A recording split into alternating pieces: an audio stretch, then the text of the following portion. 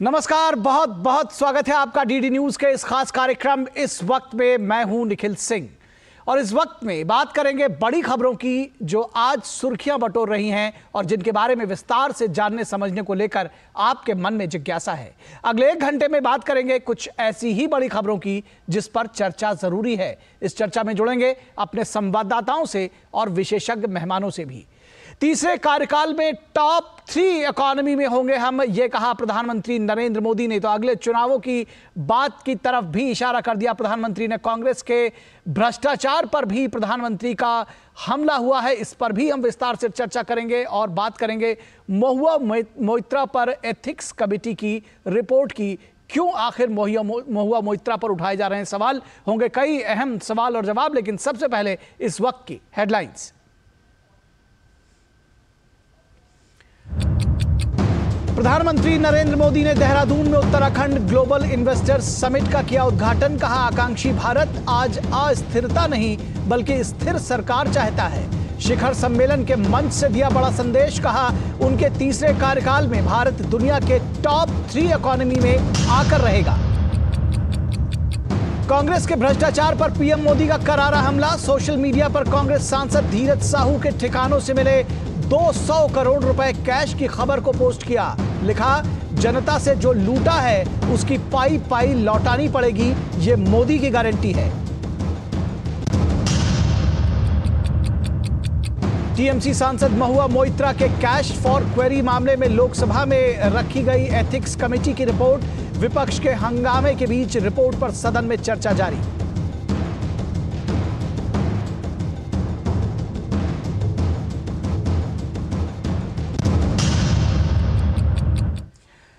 और इस वक्त में सीधे आपको लिए चलते हैं लोकसभा, जहां महुआ मोइत्रा की रिपोर्ट को लेकर कार्रवाई चल रही है।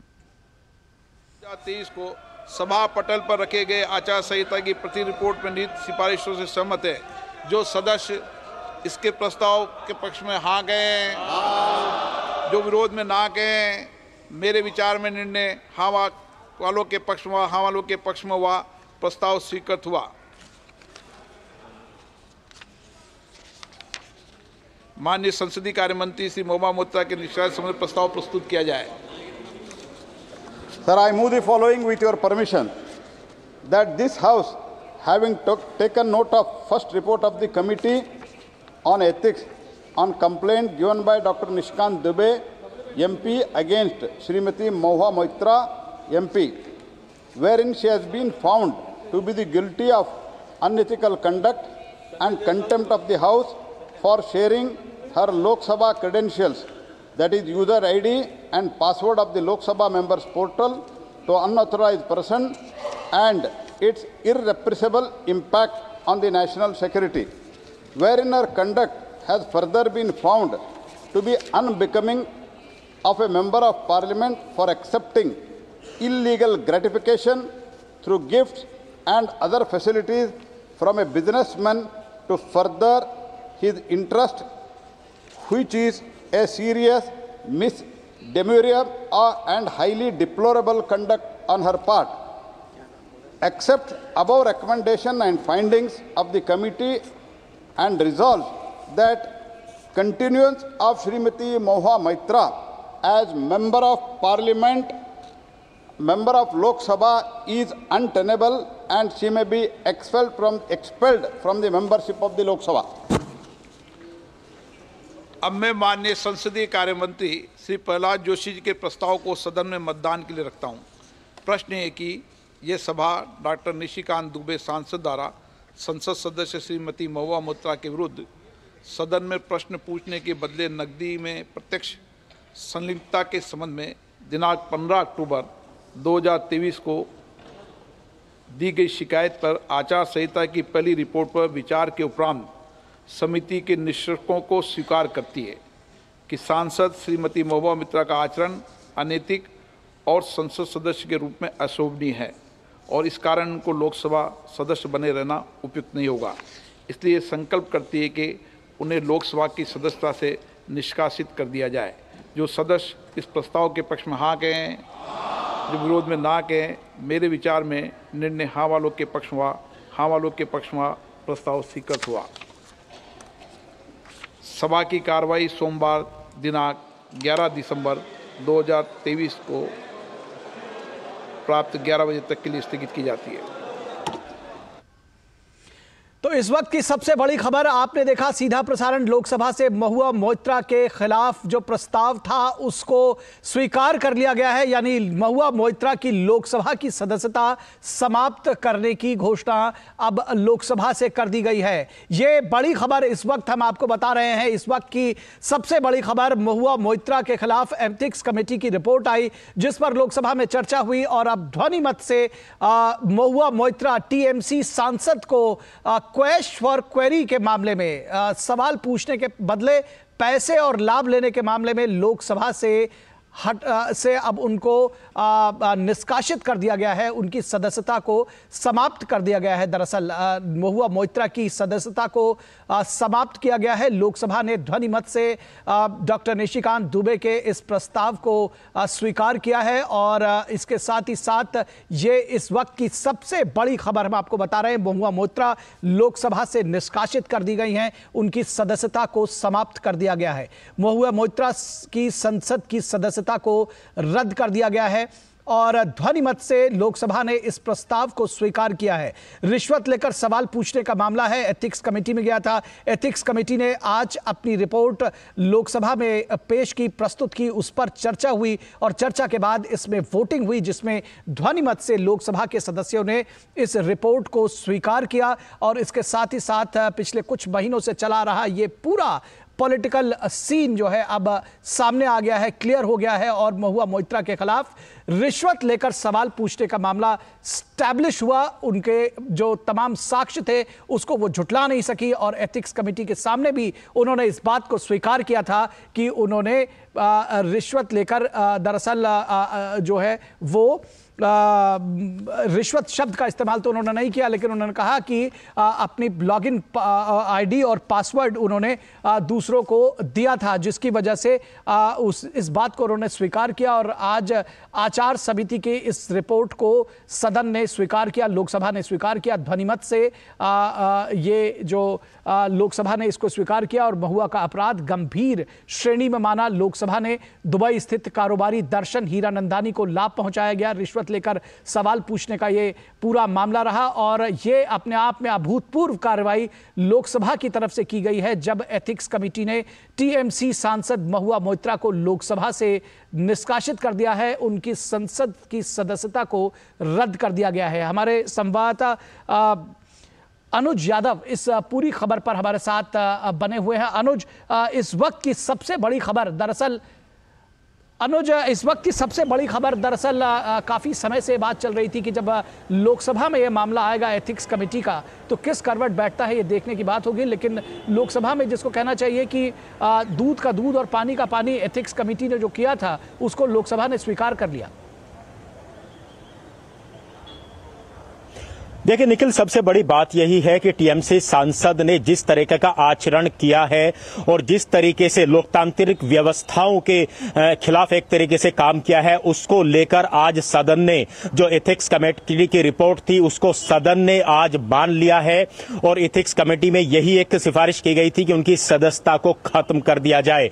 आज जिस तरीके से आधे घंटे की चर्चा के बाद ये फैसला किया गया है, ये लोकतांत्रिक व्यवस्थाओं को निश्चित तौर पर मजबूत करने वाला फैसला है, क्योंकि इस तरह के पहले भी कई मामले सामने आए हैं जिसमें पैसे लेकर या गिफ्ट लेकर सवाल पूछने के मामले आए थे, लेकिन लोकसभा स्पीकर ने अपनी शुरुआत में जब इस समिति की रिपोर्ट को पेश किया गया उन्होंने इस बात को कहा कि यहां की संसद की मर्यादाओं को बनाए रखने के लिए कई बार कड़े फैसले लेने पड़ते हैं। हालांकि वो कभी नहीं चाहते कि किसी सदस्य की सदस्यता जाए, लेकिन मर्यादाओं को बनाए रखना होगा, वो ऐसे में कड़े फैसले लेने पड़ते हैं और आज सदन ने कड़ा फैसला लिया है कि टीएमसी सांसद की जो सदस्यता है उसको खत्म किया है। इसके बारे में थोड़ा सा अगर विस्तार से निखिल मैं जानना चाहूं तो पिछले कई महीनों से इस मामले को पूरी तरीके से फॉलो कर रहे थे हमारे जो वरिष्ठ पत्रकार हैं, सहयोगी हैं शैलेंद्र मिश्रा। शैलेंद्र, किस तरीके से आप इस मामले को देखते हैं? काफी दिनों से नजरें थी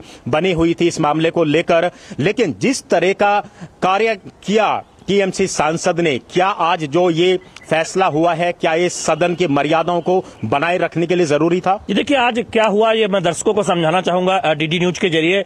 जब एथिक्स कमेटी की रिपोर्ट आई, विनोद सोनकर की अध्यक्षता वाली कमेटी ने पूरी जांच की थी निशिकांत दुबे की शिकायत पर, और महुआ मोइत्रा को बुलाया गया था, जयानंद देहद्राई को बुलाया गया था, और उसके बाद एक विस्तृत रिपोर्ट तैयार हुई थी। महुआ मोइत्रा समिति से वॉकआउट कर गई थी, और आज इस समिति की सिफारिश रखी गई लोकसभा के सामने। जब कोई आचार समिति रिपोर्ट तैयार करती है, लोकसभा के सामने रखी जाती है। 12 बजे रिपोर्ट रखी गई, 2 बजे इस रिपोर्ट पर चर्चा प्रस्तावित की गई संसदीय कार्य मंत्री की तरफ से, और हमने देखा कि आधा घंटे से ज्यादा समय तक ये चर्चा चली। तमाम सदस्यों ने अपनी बात रखी, और उसके बाद संसदीय कार्य मंत्री प्रहलाद जोशी ने प्रस्ताव रखा, जो महुआ मोइत्रा के निष्कासन का जो प्रस्ताव है लोकसभा अध्यक्ष द्वारा पढ़ा गया, और हमने देखा कि उस पर वोटिंग हुई। उसके पहले जो विपक्ष के सांसद हैं, कई सांसद वॉकआउट कर गए, और ये प्रस्ताव पारित हो गया। यानी महुआ मोइत्रा को सदस्यता लोकसभा से खत्म करने का प्रस्ताव पारित हो गया। आज से यानी 8 दिसंबर से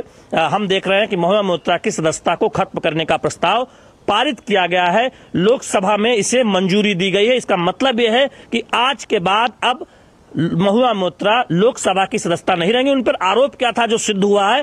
पहला आरोप यह था कि लॉगिन साझा किया उन्होंने किसी दूसरे के साथ, गिफ्ट लेकर, पैसे लेकर सवाल पूछने का आरोप था, और यह कहा गया कि यह राष्ट्रीय सुरक्षा से की गंभीरता से जुड़ा भी मामला है। तो 2 प्रमुख आरोप हैं कि उन्होंने पैसे लेकर सवाल पूछे और लॉगिन साझा किया, और उसमें वो दोषी पाई गई। अनैतिक माना गया सांसद के तौर पर उनके आचरण को, और इसे राष्ट्रीय सुरक्षा से जुड़ा भी मामला माना गया। तो अब महुआ मोइत्रा का निष्कासन की जो सिफारिश थी इस कमेटी की, वो मंजूर हो गई।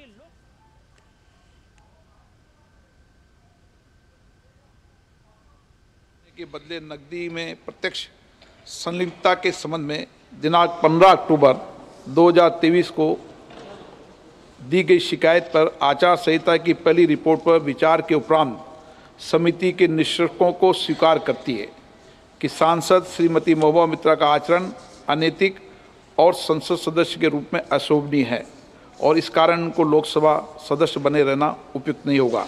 इसलिए संकल्प करती है कि उन्हें लोकसभा की सदस्यता से निष्कासित कर दिया जाए। जो सदस्य इस प्रस्ताव के पक्ष में हाँ कहें, जो विरोध में ना कहें, मेरे विचार में निर्णय हाँ वालों के पक्ष हुआ।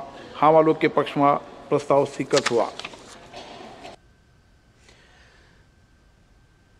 चलिए, हमारे साथ में इस वक्त वरिष्ठ पत्रकार रोशन गौड़ जुड़े हुए हैं इस पूरे मुद्दे पर बातचीत करने के लिए। हमारे साथ हमारे संवाददाता शैलेंद्र मिश्रा और अनुज यादव भी जुड़े हुए थे, उनको हम बनाए रखेंगे, लेकिन फिलहाल रोशन गौड़ जी के पास जाते हैं। रोशन गौड़ जी, एक बड़ी कार्रवाई देखी गई है जिसको कहना चाहिए कि लोकतांत्रिक व्यवस्था के लिए, मर्यादाओं के पालन के लिए ये बेहद जरूरी था। किस तरह से देखते हैं इस पूरे प्रकरण को, और लोकसभा की इस कार्रवाई को बेहद सख्त कार्रवाई कही जाएगी? देखिए, इससे पहले भी 2005 में भी 10 सांसदों को प्रश्न पूछने के लिए पैसा लेने के आरोप में उनको निष्कासित किया गया था।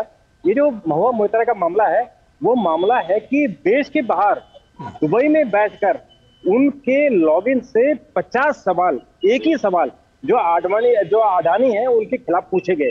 तो एक ये ऐसा लगता है कि ये एक उद्योगपति के खिलाफ कोई साजिश के तहत सवाल पूछे जा रहे थे। तो वो प्रूफ हुआ, और वो चूंकि एनआईसी का मामला है, एनआईसी देश की जो आईटी सिस्टम है, जो हमारा गवर्नमेंट ऑफ इंडिया का सिस्टम है, उसमें दखल देने का भी सवाल, ये राष्ट्रीय सुरक्षा का सवाल है। तो इसलिए आचार समिति के पास जब ये मामला गया, उन्होंने जब इसकी तहकीकात की तो पता लगा कि दुबई में कितनी बार ये खोला गया, महुआ मोइत्रा कितनी बार दुबई गई, और वहाँ जो उद्योगपति हैं दर्शन हीरानंदानी, उन्होंने उनके पासपोर्ट से सवाल पूछे। तो ये नैतिकता का सवाल भी है, राष्ट्रीय सुरक्षा का भी सवाल है। इसलिए ये एक नजीर बननी चाहिए कि अगर कोई राष्ट्रीय सुरक्षा से खिलवाड़ करता है तो उनको बख्शा नहीं जाएगा, और ये नजीर हमने 2005 में भी बनाई थी, और आज भी वो नजीर बनी है। तो हमारे आने वाले सांसद हैं, कम से कम उस बात का ध्यान रखें। और जैसे अभी एक सांसद कह रहे थे, अभी मैं चर्चा सुन रहा था कि वो अपने सवाल पूछते ही नहीं है, उनका पीए या दूसरे लोग उनके सवाल पूछते हैं। तो ये भी एक बहुत गंभीर मामला है कि सांसद अपने सवाल क्यों नहीं पूछते। अगर आपके पास सवाल नहीं तो आप उसको छोड़ दीजिए, जिन सांसदों के पास सवाल है वो अपना सवाल पूछे। तो ये राष्ट्रीय सुरक्षा का भी मामला है। और जो कहते हैं कि कई बार हमने सुना 2005 में तो हमने देखा ही कि प्रश्न सवाल पूछ के प्रश्न, बल्कि मैं आपको याद दिला दूं कि 1948 में भी पहला सवाल पूछा गया था, प्रश्न पैसे लेकर सवाल पूछा गया था 1948 में, 1952 में। तो इस तरह से ये एक जो परंपरा शुरू हुई थी वो परंपरा 2005 में हमने देखी है, अब हमने देखी है।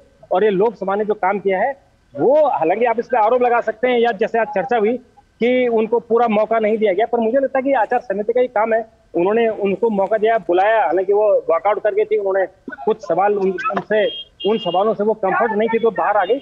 लेकिन अब चूंकि डिसीजन ले लिया है तो डिसीजन मुझे लगता है कि देश हित में, राष्ट्र हित में, और ये नजीर हो गई जो बाकी सांसदों के लिए हो। जी निश्चित तौर पर इसका सियासी असर भी आपसे समझना चाहेंगे। आज सुबह महुआ मोइत्रा के जो तेवर थे वो उतने ही तल्ख थे। उन्होंने रामधारी सिंह दिनकर की एक कविता कोट किया कि जब नाश मनुष्य पर छाता है पहले विवेक मर जाता है। ये नहीं समझ में आया कि वो किसके विवेक के मरने की बात और किसके नाश की बात कर रही थी, क्योंकि कार्रवाई उनके खिलाफ हुई है। और ये इसका राजनीतिक संदेश क्या होगा?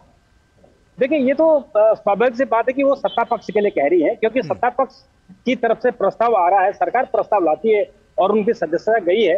उनका जो सियासी, जो आपने सवाल पूछा है कि देखिए अब 2024 में चुनाव होगा, तो जब 2024 के चुनाव में निश्चित तौर पर ये मुद्दा बनेगा। पर मुझे लगता है कि अभी 2024 के चुनाव में कम से कम 4 महीने का समय है, तो तब तक लोग 4 महीने में चीजें भूल जाते हैं। ये बहुत ज्यादा मुद्दा नहीं बनेगा, क्योंकि एक व्यक्ति पर सवाल है। ये एक पार्टी पर, टीएमसी पर सवाल नहीं है, एक इंडिविजुअल व्यक्ति पर है। तो मुझे नहीं लगता कि इसका बहुत ज्यादा असर होने वाला है।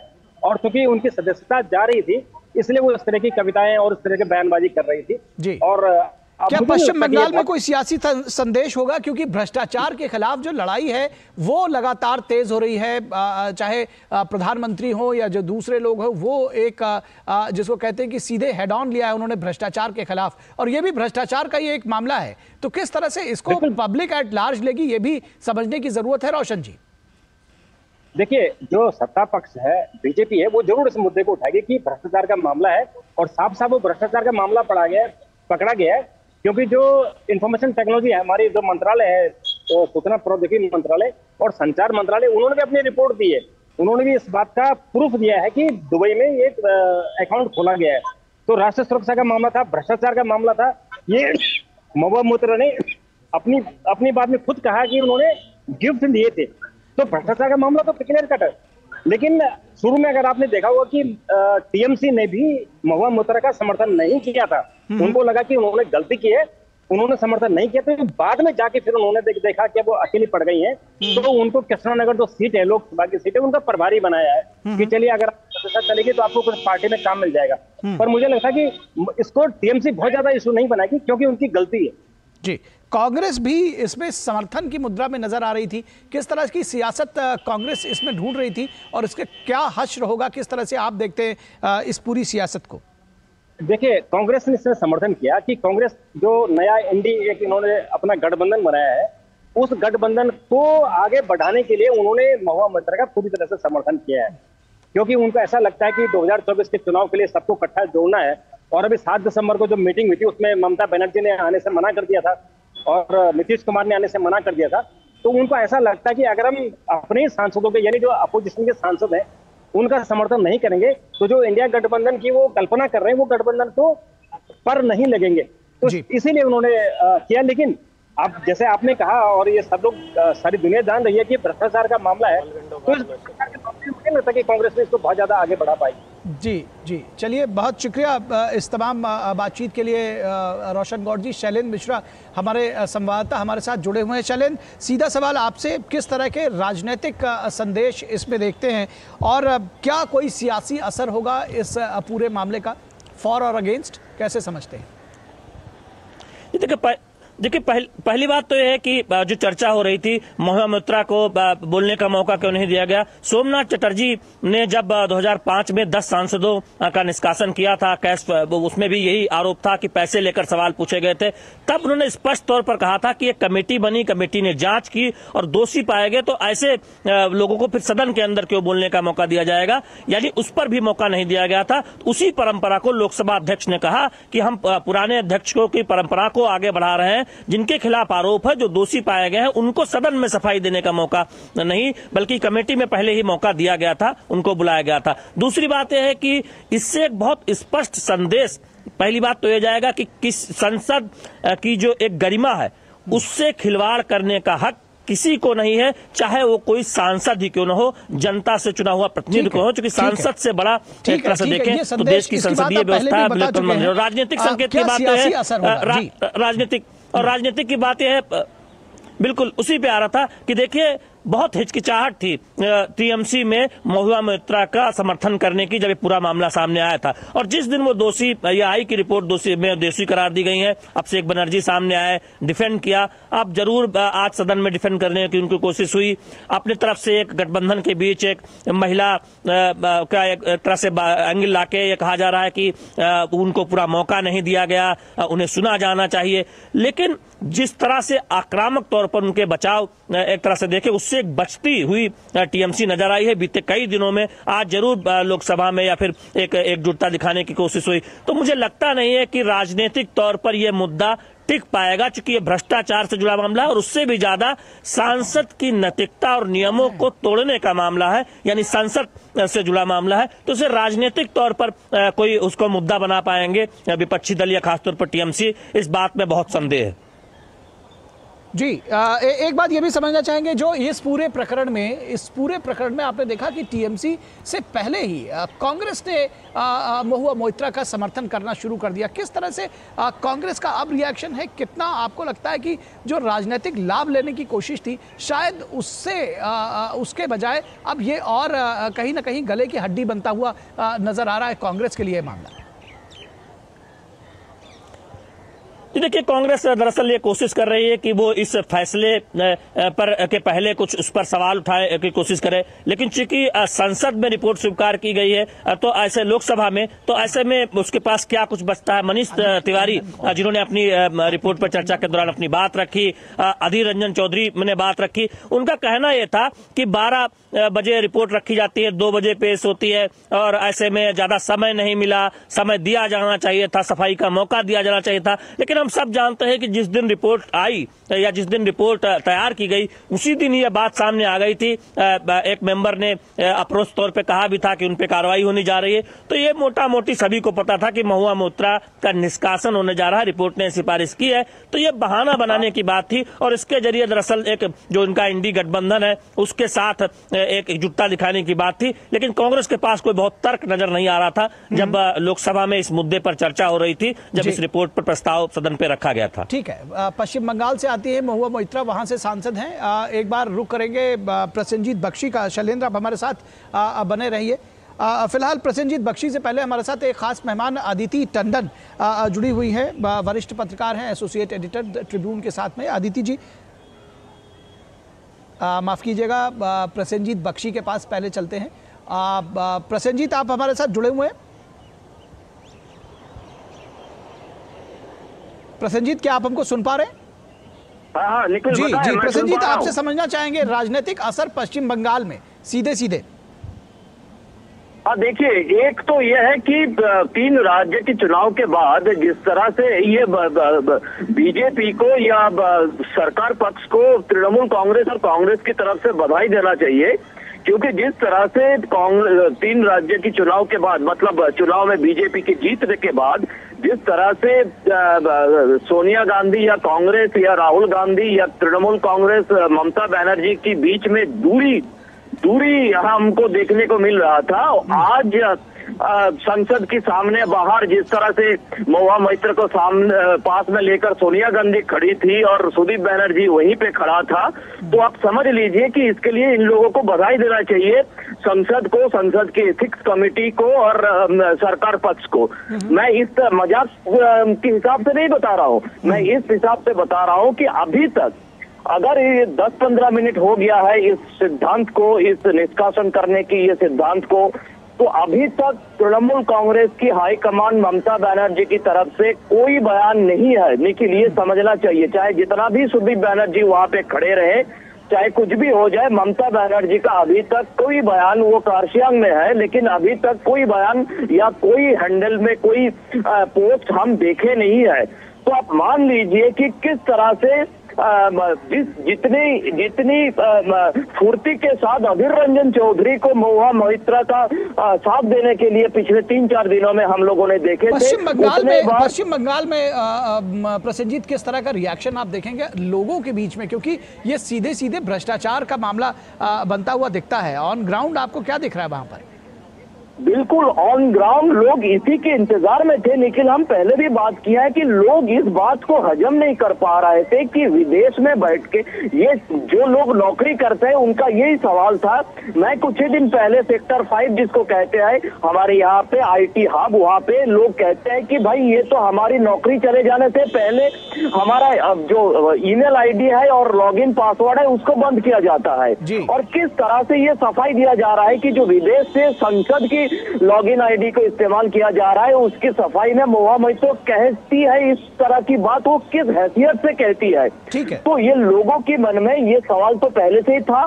आज ये एक तरह से मैं कहना चाहूंगा कि ऊपर से एक पुष्टि हो गया है कि जो लोग जो चाहते हैं वही फैसला लोकसभा में हुआ है। ठीक है, ठीक है। अदिति टंडन आप हमारे साथ बने रहिए। प्रसेनजीत, अदिति टंडन वरिष्ठ पत्रकार, एसोसिएट एडिटर द ट्रिब्यून, वो हमारे साथ जुड़ी हुई हैं। अदिति जी, किस तरह से देखती हैं सबसे पहले तो इस निष्कासन को, क्योंकि एक बड़ी सख्त कार्रवाई लोकसभा ने की है, कहिए कि लोकतांत्रिक व्यवस्थाओं को, मर्यादाओं को बनाने के लिए, और साथ ही साथ क्या राजनीतिक संदेश आप देख रही है इस पूरे प्रकरण से?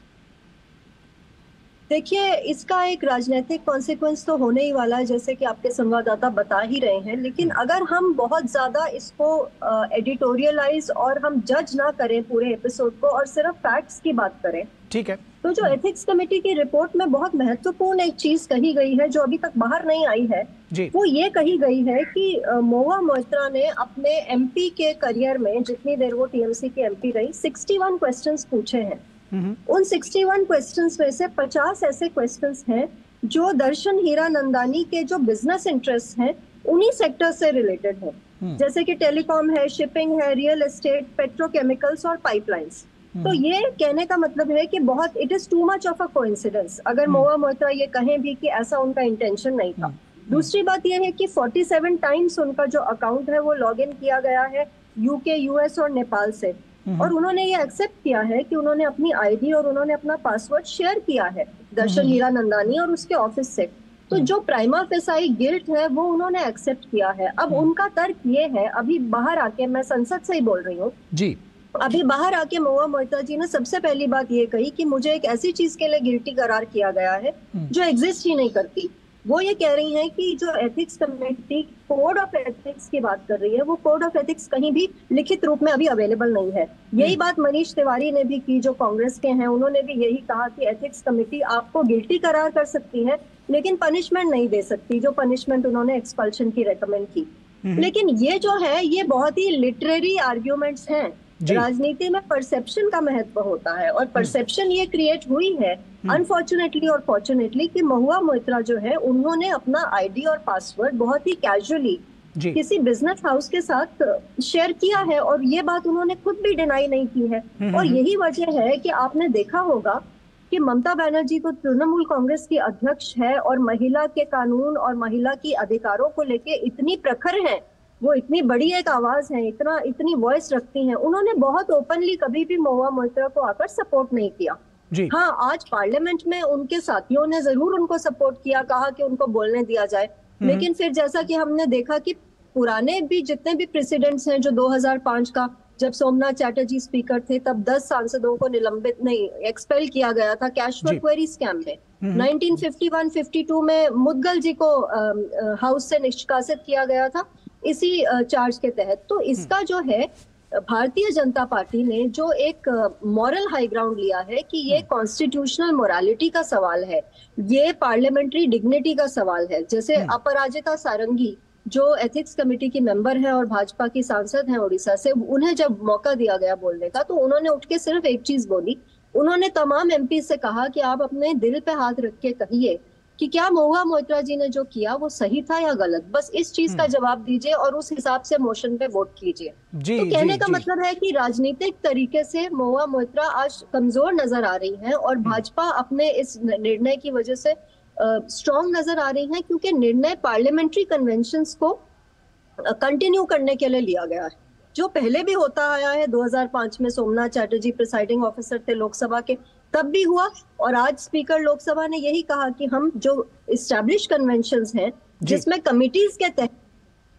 जी, बहुत शुक्रिया इस तमाम बातचीत के लिए। और आपने जो बात कही कि पनिश करने का अधिकार कमेटी को नहीं है, ये इस पर बहस पता नहीं किस तरह से वो कह रही हैं, लेकिन राजनीति में नैतिकता का भी तकाजा होता है। फिलहाल हमारे साथ में हमारे संवाददाता प्रसेनजीत बख्शी एक बार फिर से जुड़े हुए हैं पश्चिम बंगाल से, कोलकाता से। प्रसेनजीत, आपसे समझना चाहेंगे, इस पूरे प्रकरण में आपने देखा होगा कि शुरू में ममता बनर्जी ने किसी भी तरह से सपोर्ट नहीं किया इस पूरे प्रकरण में महुआ मोइत्रा को। जब अधीर रंजन चौधरी ने सपोर्ट शुरू किया, कांग्रेस ने जब सपोर्ट शुरू किया, तो वो भी उनके समर्थन में नजर आई।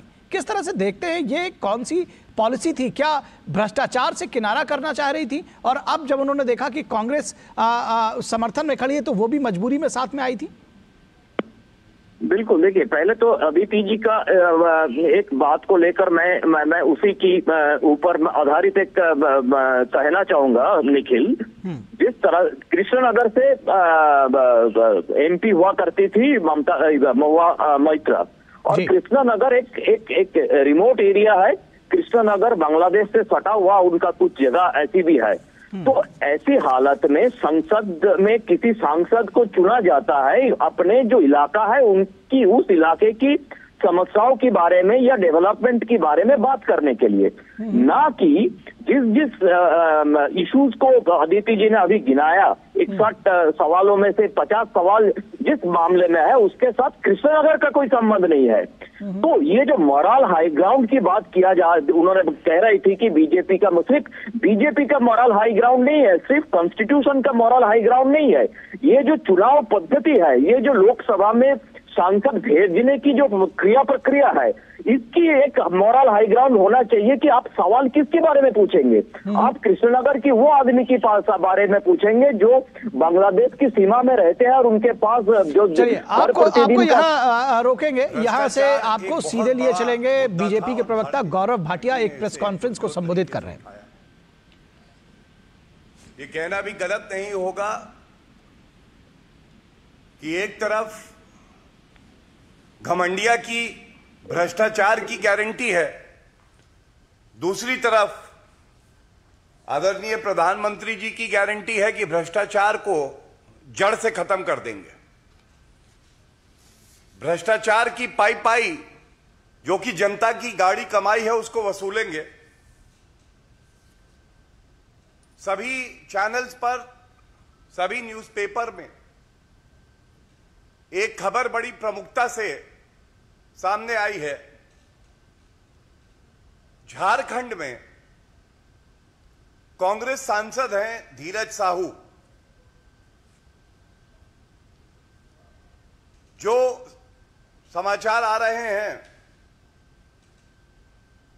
शराब निर्माता समूह Baldev Sahu and group of companies, इस पर आईटी रेड हुई है जो कि 3 प्रदेशों में, झारखंड में, ओडिशा में और पश्चिम बंगाल में 10 ठिकानों पर 2 दिन तक चली। जो तथ्य सामने आए हैं ये बड़े ही चिंताजनक हैं। ऐसी 9 अलमारियां हैं, 9 अलमारियां जिसमें करीब 100 करोड़ रुपए की नकदी मिली है। मैं पुनः कहूंगा, 9 अलमारियों में 100 करोड़ रुपए से ज्यादा की नकदी आईटी के छापे में मिली है। और 2 तस्वीरें आपके समक्ष है, ये देखिए।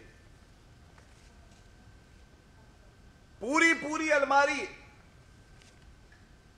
भ्रष्टाचार की काली कमाई से भरकर कांग्रेस के नेता अपनी जेब भर रहे हैं। ये रुपया गांधी परिवार तक जाता है, उनकी तिजोरी में जाता है।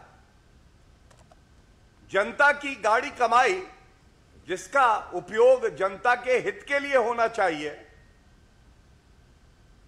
कांग्रेस के एक सांसद के यहां से 100 करोड़ की नकदी पकड़ी जाती है। हिसाब लगाइए, एक सांसद के पास 100 करोड़ की नकदी पकड़ी गई है। कितने सांसद है कांग्रेस पार्टी के? पूरे विश्व का सबसे भ्रष्टाचारी परिवार गांधी परिवार है। पूरे देश से काली कमाई का इनका कलेक्शन कितना है? और सबसे बड़ी बात यह है,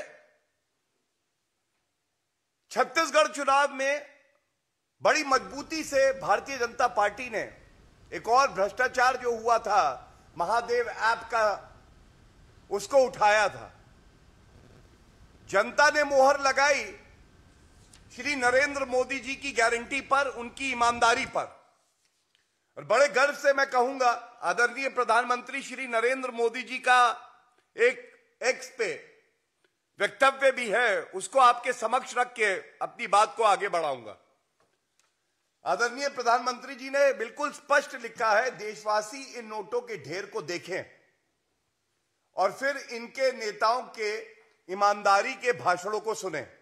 और नीचे अभी तक तो नहीं लगा यार, जनता से जो लूटा है इसकी पाई पाई लौटानी पड़ेगी, ये मोदी जी की गारंटी है। और ये जो दूसरा वाक्य मैंने पढ़ा है, यही एक आशा की किरण है भारतीय राजनीति में। आज आम आदमी जानता है, जितनी जांच एजेंसियां हैं, जो जनता की कमाई भ्रष्टाचार से कांग्रेस के और घमंडिया के गुटों ने कमाई है, उसको निकाल रहा है, वसूल कर रहा है। एक एक रुपए की वसूली होगी, ये भ्रष्टाचारी जेल में जाएंगे। लेकिन कुछ महत्वपूर्ण सवाल यहां से उठाना अति आवश्यक है। जैसा मैंने कहा, मोदी जी की गारंटी है कि भ्रष्टाचार हो नहीं सकता है, और साथ में जिसने भ्रष्टाचार किया है उसको जेल की सलाखों के पीछे सड़ना होगा। दूसरा, पाई पाई जो आपने भ्रष्टाचार करके जनता को लूटा है, उसकी भरपाई करनी होगी। लेकिन इसके साथ एक और सवाल जो मन में आता है, और ये जनता का सवाल है, ये जो घमंडिया इंडी अलायंस, ये दीमक की तरह हमारे देश को, हमारी देश की अर्थव्यवस्था को, हमारे समाज को, हमारे नागरिक के अधिकारों को क्यों खा रहा है? क्यों कांग्रेस पार्टी, पापी आप, टीएमसी, ये सारी पार्टियां आज भ्रष्टाचार का पर्याय बन गई हैं, लूट खसोट का, कमीशन खोरी का। और सबसे बड़ी बात है, इस पे सोनिया गांधी जी चुप, खड़गे जी साइलेंट, राहुल गांधी याददाश्त चली गई। कौन है धीरज साहू? जब उनकी तिजोरी भरी जाती है इस भ्रष्टाचारी कृत्यों से, तो याद रहता है कि रुपया लेना है, महीने की वसूली करनी है। लेकिन आज जब जनता पूछ रही है, ये 100 करोड़ रुपया 9 अलमारियों में निकलता है। हिम्मत है राहुल गांधी की, खड़गे जी की, कि बाहर आए। हेमंत सोरेन जी, गठबंधन की सरकार है, गठबंधन कहें या ठगबंधन कहें, इतना बड़ा भ्रष्टाचार आपकी स्वीकृति के बिना नहीं हो सकता है। और ये फिर से शराब घोटाला है। हम सब जानते हैं, संविधान में जो रूपरेखा दी गई है, एक्साइज, ये प्रदेश की सरकार का एक विषय है। आपने क्या कार्रवाई करी है? आप चुप क्यों हैं? क्या आपका भी कट आता है इसमें? और हम मांग करते हैं, हेमंत सोरेन जी कि नाक के नीचे एक के बाद एक घोटाले होते रहे हैं। ऐसे मुख्यमंत्री को अपने पद पर बने रहने का कोई हक नहीं है। इन्हें तुरंत इस्तीफा दे देना चाहिए। मनरेगा में 550 करोड़ का घोटाला झारखंड सरकार का, कोल एलोकेशन में घोटाला, इलीगल माइनिंग में 1500 करोड़ का घोटाला, रूरल डेवलपमेंट के जो फंड्स हैं उसमें 1500 करोड़ का घोटाला, लैंड स्कैम, जमीन को लेके 3000 करोड़ का घोटाला, शराब घोटाला 1500 करोड़ का। यह बात भारतीय जनता पार्टी ने उठाई है और आप इंतजार कर रहे थे कि पहले जांच एजेंसी रेड मारे, और जब रेड मारेगी तो अभी सब निकल आएंगे बाहर। राजनीतिक द्वेष से हो गया, हमें टारगेट किया जा रहा है। जी नहीं जी, कानून अपना काम कर रहा है और आपको बता रहा है कि कानून की ताकत क्या है, लोकतंत्र में आम आदमी की ताकत क्या है। यह बात स्पष्ट हो गई। और जैसा मैंने कहा, घमंडिया की इंडी अलायंस की एक ही गारंटी, भ्रष्टाचार, कमीशनखोरी, लूट खसोट और दलाली। मैं आपको कुछ उदाहरण देता हूं। मैंने आपको बताया किस तरह से अभी अक्टूबर माह में ही बेंगलुरु में कांग्रेस के रिश्तेदार के यहां से 42 करोड़ रुपया नकदी मिली। पिछले वर्ष जुलाई की बात करें, पार्था चैटर्जी, याद करिए, मंत्री थे ममता बनर्जी की सरकार में, 50 करोड़ रुपए की नकदी और करोड़ों का सोना बरामद हुआ। 1.5 साल से ये जेल की सलाखों के पीछे हैं।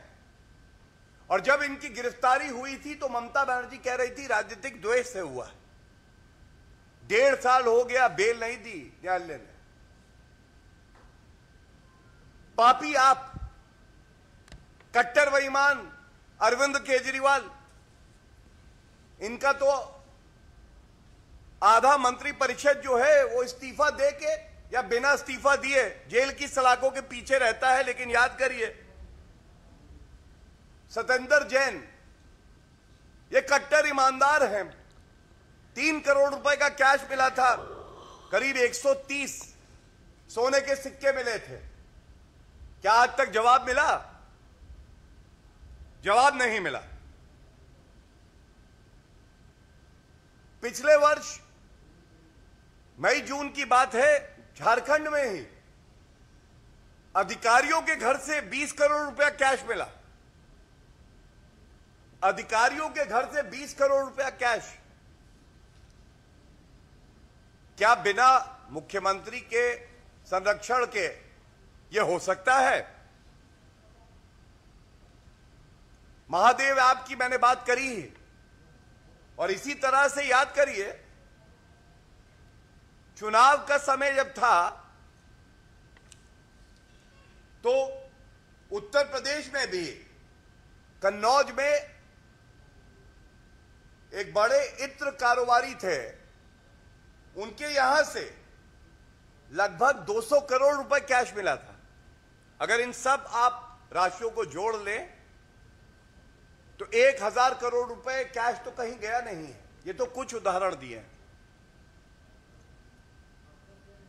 क्या जनता ये नहीं पूछेगी कि 1000 करोड़ रुपए जिस पे हमारा हक है, आप लोग क्यों भ्रष्टाचार करके लूट खसोट बचाते हैं? और जब ईडी, सीबीआई, आईटी डिपार्टमेंट अपना काम करती है, ये सारे भ्रष्टाचारी एक हो जाते हैं और आरोप लगाने लगते हैं जांच एजेंसियों पे। जनता का विश्वास श्री नरेंद्र मोदी जी पे है, देश की न्यायालय पे है और ईडी, सीबीआई और आईटी, ये बात जान लीजिए, कांग्रेस की सरकार में जो पिंजरे का तोता था वो अब नहीं रहा है। भ्रष्टाचारियों को काटेगा क्योंकि इनको दर्द होना चाहिए। और जब ये 14 राजनीतिक दल सर्वोच्च न्यायालय जाते हैं कहते हुए कि ईडी, सीबीआई और आईटी की कार्रवाई जो हो रही है ये द्वेष भावना से हो रही है, तो सर्वोच्च न्यायालय उस याचिका को निरस्त कर देता। ये सारे तथ्य मैंने आपको इसलिए दिए। आज मोदी जी की गारंटी है कि कोई भ्रष्टाचारी बचेगा नहीं और जो गाड़ी कमाई है इसको वसूला जाएगा। एक तस्वीर मेरे सामने और आ गई, ये छत्तीसगढ़ की है। अब आप देखिए, ये 2 उदाहरण है। यहां पे 9 अलमारियों में 100 करोड़ और महादेव ऐप में भी हजारों करोड़ का घोटाला। छत्तीसगढ़ में तो जवाब मिल गया, जनता ने वोट की चोट पहुंचा दी है, दर्द अभी तक हो रहा है, कुछ लोग सदमे में हैं। ये कहना गलत नहीं होगा, झारखंड की जनता भी इंतजार कर रही है। और झारखंड की ही क्यों, ये जितने मैंने आपको उदाहरण दिए, हर प्रदेश में जहां जहां कांग्रेस के जनप्रतिनिधि होंगे, सांसद होंगे, विधायक होंगे, एक बात की गारंटी है कि भ्रष्टाचार तो करेंगे ही करेंगे। ये जो कलेक्शन सेंटर है ना, इसका नाम अगर रख दिया जाए गांधी करप्शन सेंटर तो गलत नहीं होगा। ये सारी ट्रेनिंग वहीं दी जाती है। और ये 2 तस्वीरें जो बयां करती हैं, ये चिंताजनक है। मैं अपनी बात ये कह के अंत करूंगा, आदरणीय प्रधानमंत्री जी का जो ये एक्स पे वक्तव्य है, ये जनता के दिल की बात है। और जनता आज भारत की आश्वस्त है कि ऐसा कोई भ्रष्टाचारी नहीं है, वो किसी भी पद पे क्यों ना बैठा हो, कि अपने रसूख से वो बच जाएगा। मैं साधुवाद दूंगा देश की जांच एजेंसियों को जो ईमानदारी से अपना काम कर रही हैं, और देश के न्यायालय जो तय कर रहे हैं दूध का दूध और पानी का पानी। जो भ्रष्टाचारी है, कोई 1 साल से जेल में है, कोई 1.5 साल से जेल में है और उसको बेल नहीं मिल रही। ये एक नए भारत की नींव है जो कि रखी गई है ईमानदारी पे। ऐसी सरकार जो पारदर्शिता रखती है और जांच एजेंसियों को खुला हाथ देती है कि वो अपनी कार्रवाई कर सके। धन्यवाद। If there are any questions on this topic, I'll take those. तो आप देख रहे थे सीधा प्रसारण बीजेपी की press conference. Gaurav Bhatia BJP के प्रवक्ता, और उन्होंने सीधे तौर पर भ्रष्टाचार को लेकर के कांग्रेस, आम आदमी पार्टी समेत विपक्ष के ऊपर आरोप लगाए। उन्होंने कहा कि ये जो धीरज साहू जो कांग्रेस के राज्यसभा के 3 बार के सांसद रहे हैं, उनके यहाँ से जो पैसे बरामद हुए हैं, दरअसल इसका कनेक्शन कांग्रेस के शीर्ष नेतृत्व सीधे सीधे गांधी परिवार से है। ये खुला आरोप उन्होंने लगाया। उन्होंने कहा कि जनता की गाढ़ी कमाई गांधी परिवार के पास जा रही है, और उन्होंने एक टर्म भी दिया कि गांधी करप्शन सेंटर में जो करप्शन के पाने वाले लोग हैं वो ट्रेनिंग ले रहे हैं। तो लगातार जो बीजेपी का हमला है भ्रष्टाचार को लेकर के वो जारी है। फिलहाल इसी से जुड़ी हुई खबर भी हम आगे आपको दिखाएंगे। प्रधानमंत्री नरेंद्र मोदी ने साफ तौर पर कहा है कि वो जनता की गाढ़ी कमाई का अगर भ्रष्टाचार में लिप्त होती हो तो उसकी पाई पाई वो वसूल लेंगे। और क्या कुछ कहा उन्होंने उत्तराखंड के निवेशक सम्मेलन में, इस पर भी चर्चा करेंगे। लेकिन रुकेंगे एक छोटे से ब्रेक के लिए, आप कहीं मत जाइएगा, जल्द हाजिर होंगे। मोदी सरकार की गारंटी, सबका अपने पक्के घर का सपना होगा पूरा।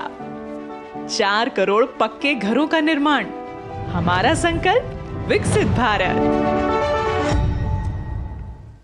मम्मी कॉलेज की क्रिकेट टीम में ना मेरा सिलेक्शन हो गया है। Very good. कॉलेज की टीम में तो आ गया, देश की टीम में रजिस्ट्रेशन कब करवा रहा है? वो कैसे? तुम वोटर बन के देश की टीम का हिस्सा बन सकते हो। देश का फॉर्म भरो, देश की टीम का हिस्सा बनो। वोट करना सिर्फ तुम्हारा अधिकार ही नहीं बल्कि तुम्हारा कर्तव्य भी है, समझे? जी हाँ, अगर आप भी 18 साल के हो रहे हैं तो आज ही वोटर हेल्पलाइन ऐप डाउनलोड करके वोटर लिस्ट में अपना नाम जुड़वाकर वोटर बने। और हाँ, एग्जिस्टिंग वोटर्स भी अपनी जानकारी वोटर लिस्ट में अपडेट करें, जिससे देश की टीम और मजबूत बने। वोटर लिस्ट में नाम मतलब देश के लिए वोट करने का अधिकार, यानी देश की टीम में रजिस्ट्रेशन। दादी, आज भी आपकी चाय की दुकान बंद थी? 1 महीने से बीमार हूँ, काम बंद और इलाज का खर्चा अलग। आयुष्मान कार्ड नहीं बनवाया? नाम सुना है, कहाँ बनवाना है, कैसे बनवाना है, इस उम्र में भाग दौड़। कार्ड अभी बन जाएगा। आयुष्मान ऐप पर जाकर अपना या परिवार के सदस्य का नाम लाभार्थी सूची में ढूंढें, आधार, OTP या फेस ऑथ द्वारा ऑथेंटिकेट करें, डिटेल्स भरें, अब मोबाइल से फोटो खींचकर अपलोड करें। बन गया। अब ठीक होकर अपने हाथ की चाय पिला दो। और एक प्रकार से PM जय अब गरीबों की जय बन गई है। 5 लाख तक के मुफ्त उपचार की गारंटी, स्वास्थ्य का वरदान आयुष्मान। अब क्या देख रहे हो पापा? तुम कहते हो ना कि स्टॉक मार्केट में बहुत सोच समझकर इन्वेस्ट करना चाहिए, बस थोड़ा सा ज्ञान ले रहा हूँ। किससे? हर एक स्टॉक्स एक्सपर्ट है, मस्त एजुकेशनल वीडियोस बनाता है और अच्छी इन्वेस्टमेंट की टिप्स भी देता है। पापा, इन वीडियोस पे ना जाएं, अपना रिसर्च खुद करें या सेबी रजिस्टर्ड इन्वेस्टमेंट एडवाइजर से संपर्क करें। एजुकेशन के नाम पर कुछ इन्फ्लुएंसर्स अक्सर इन्वेस्टर को मिसगाइड करते हैं, नुकसान आपका होगा। सोच कर समझ कर इन्वेस्ट कर। स्वागत है आपका ब्रेक के बाद और बात करेंगे प्रधानमंत्री नरेंद्र मोदी के उत्तराखंड दौरे में, जो बेहद जिसको कहते हैं कि उसमें बहुत सारी चीज़ें रही और इस लिहाज से भी रही कि प्रधानमंत्री नरेंद्र मोदी ने न सिर्फ उत्तराखंड वैश्विक निवेशक शिखर सम्मेलन की बात की बल्कि उन्होंने भ्रष्टाचार पर भी हमला बोला। प्रधानमंत्री नरेंद्र मोदी ने देहरादून में आयोजित इस वर्ष के उत्तराखंड वैश्विक निवेशक शिखर सम्मेलन का उद्घाटन किया। PM ने उत्तराखंड के उत्पादों के ब्रांड हाउस ऑफ हिमालयाज को लॉन्च किया। शिखर सम्मेलन के मंच से PM मोदी ने बड़ा संदेश दिया, देशवासियों को भरोसा दिलाया कि उनके तीसरे कार्यकाल में भारत दुनिया के टॉप 3 इकोनॉमी में आकर रहेगा। प्रधानमंत्री ने मंच से कहा कि जिसमें दम हो मैदान में आ जाए, फायदा उठा ले। मैं गारंटी देता हूं कि जो बातें हम बताते हैं उन्हें पूरा करने के लिए हम खड़े भी रहते हैं। अपने संबोधन से PM मोदी ने निवेशकों को प्रोत्साहित किया। उन्होंने कहा कि केंद्र के प्रयासों के बीच राज्य सरकार भी छोटी आबादी के लिए काम कर रही है। PM मोदी ने निवेशक सम्मेलन में पहुंचे उद्योगपतियों से कहा कि उत्तराखंड के लोगों ने पहले ही स्थिर और मजबूत सरकार बनाकर दिखाई है। जनता ने सरकार के ट्रैक रिकॉर्ड के आधार पर वोट दिया है। PM ने कहा कि उत्तराखंड पर्यटन का एक सशक्त ब्रांड बनकर उभरने वाला है। उन्होंने कहा कि सरकार देश भर में थीम आधारित पर्यटन का विकास कर रही है। PM ने लोगों से देश के बाहर शादी करने के बजाय यहीं पर इसका आयोजन करने का आह्वान किया। उन्होंने वेड इन इंडिया का मंत्र भी दिया। उन्होंने कहा मेड इन इंडिया के साथ साथ वेड इन इंडिया भी चलना चाहिए। PM ने कहा कि उत्तराखंड इसलिए भी विशेष है क्योंकि यहाँ डबल इंजन की सरकार है, डबल प्रयास चारों तरफ दिख रहे हैं। और इस 2 दिवसीय सम्मेलन में देश दुनिया के 5000 से अधिक निवेशक शामिल हो रहे हैं। विभिन्न सेक्टर्स में निवेश के लिए अब 3 लाख करोड़ रुपए के अब तक MOU साइन किए जा चुके हैं।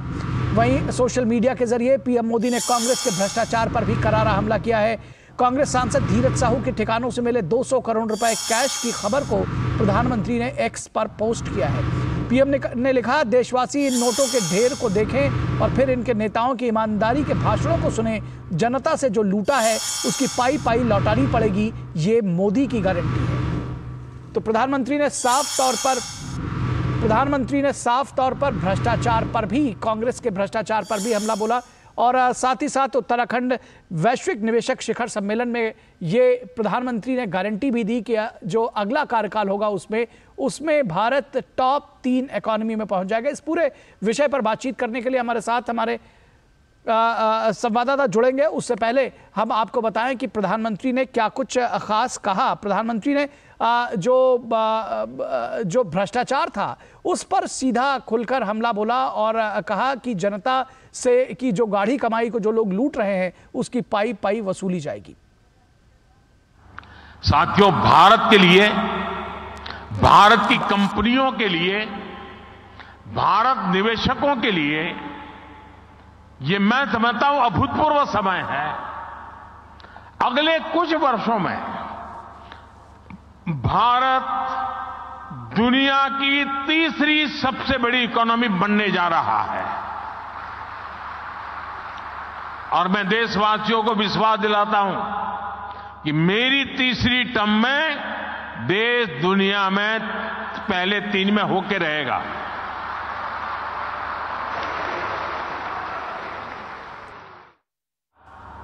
बीते 10 वर्षों में एक आकांक्षी भारत का निर्माण हुआ।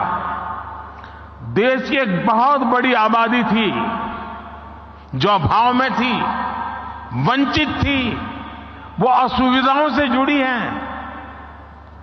अब वो उन सारी मुसीबतों से निकल करके सुविधाओं के साथ जुड़ रही है, नए अवसरों से जुड़ रही है। सरकार की कल्याणकारी योजनाओं की वजह से 5 साल में 13.5 करोड़ से ज्यादा लोग गरीबी से बाहर आए हैं। इन करोड़ों लोगों ने अर्थव्यवस्था को एक नई गति दी है। आज भारत के भीतर कंजम्पशन बेस्ड इकोनॉमी तेजी से आगे बढ़ रही है। एक तरफ आज न्यू मिडिल क्लास है जो गरीबी से बाहर निकल चुका है, जो नया नया गरीबी से बाहर निकला है वो अपने जरूरतों पर ज्यादा खर्च करने लगा है।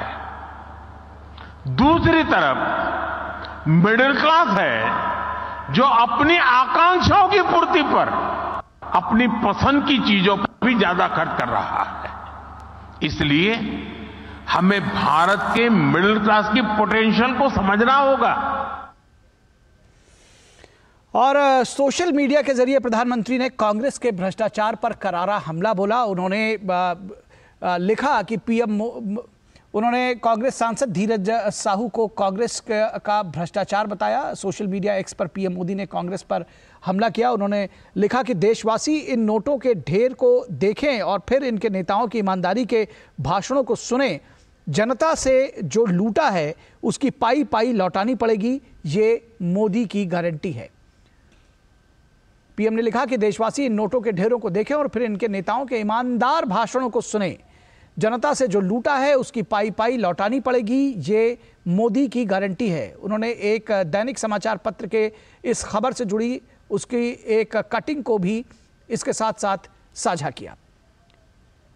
और इस पूरी खबर पर बातचीत करने के लिए हमारे साथ 2 संवाददाता हमारे साथ जुड़े हुए हैं। उत्तराखंड से चंद्रशेखर और उनके साथ ही साथ झारखंड से जुड़ेंगे हमारे साथ में दिवाकर कुमार। पहले रुक करते हैं चंद्रशेखर का। चंद्रशेखर, आज प्रधानमंत्री ने जो तमाम उत्साह भरा निवेशकों में, उसके साथ साथ उन्होंने एक और बात कही जिसके राजनीतिक मायने भी हैं और उनका अपना विश्वास भी है। उन्होंने कहा कि जब तीसरा कार्यकाल होगा उनका तो भारत तीसरी बड़ी टॉप 3 इकोनॉमी में जरूर शामिल होगा। किस तरह से देखते हैं इस पूरे बयान को और प्रधानमंत्री के आज के संबोधन को?